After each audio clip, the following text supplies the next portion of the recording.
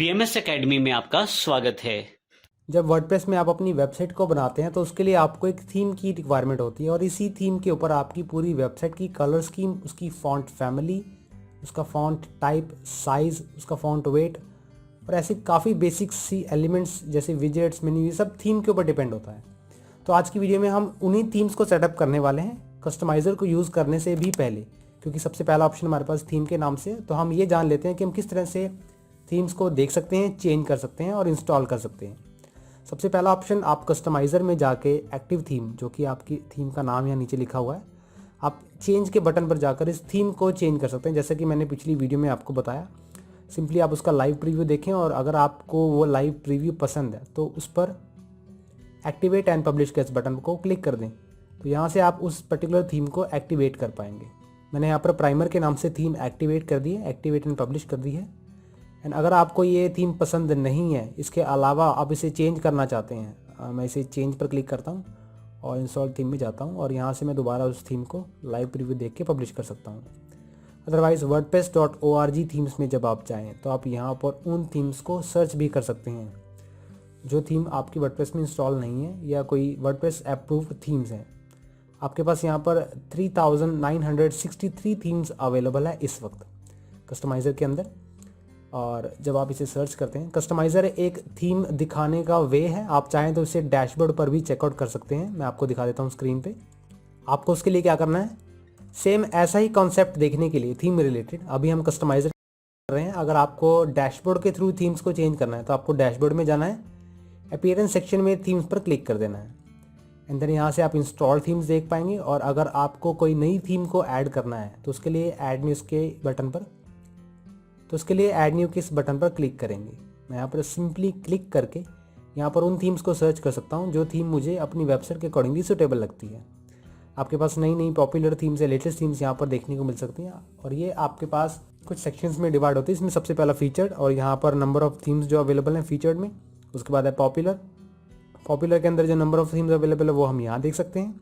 And then latest के अंदर जो नंबर ऑफ थीम्स है वो हम यहाँ देख सकते हैं। उसके बाद आप इस सेक्शन में फेवरेट थीम्स को चेकआउट कर सकते हैं एंड हमारे पास ये ऑप्शन है फीचर फिल्टर के नाम से।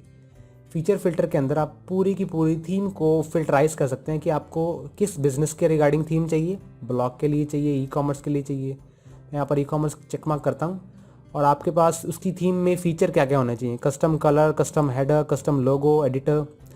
इसके साथ साथ लेआउट कैसा होना चाहिए, grid layout, one column layout.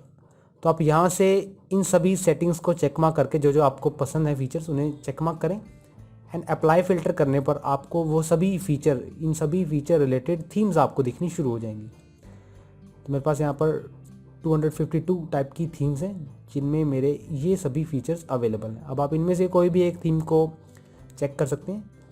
Details and preview के इस बटन पर क्लिक करने पर आपको सिंपली इसका प्रीव्यू देखने को मिलता है और इंस्टॉल बटन से आप इसे वर्डप्रेस डायरेक्टरी में इंस्टॉल कर सकते हैं।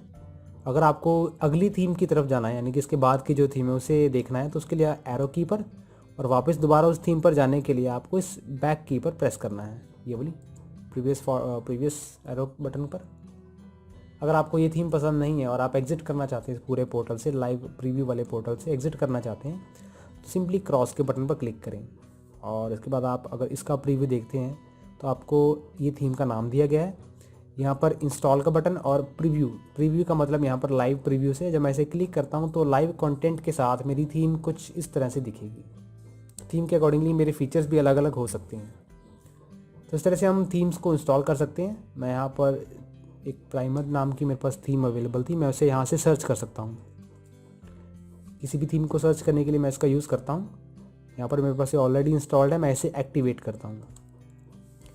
एक्टिवेट करने के बाद अब अगर मैं कस्टमाइज़र में जाऊं और बैक करता हूं इसे, अब अगर मैं इसे रिफ़्रेश एक बार ज़रूर कर लेता हूं कि मेरे जो चेंजेस हैं वो सब मैं लाइव देख पाऊं, अगर कोई रह भी गया हो तो मैं इस तरह से थीम्स को चेंज कर सकता हूं और सेटअप कर सकता हूं। ये रहा मेरे पास थीम को इंस्टॉल करने का तरीका कि हम किस तरह से थीम को इंस्टॉल कर सकते हैं। अगली वीडियो में हम कस्टमाइज़र को देखने वाले हैं कि हम कस्टमाइज़र के थ्रू किस तरह से थीम में चेंजेस कर सकते हैं।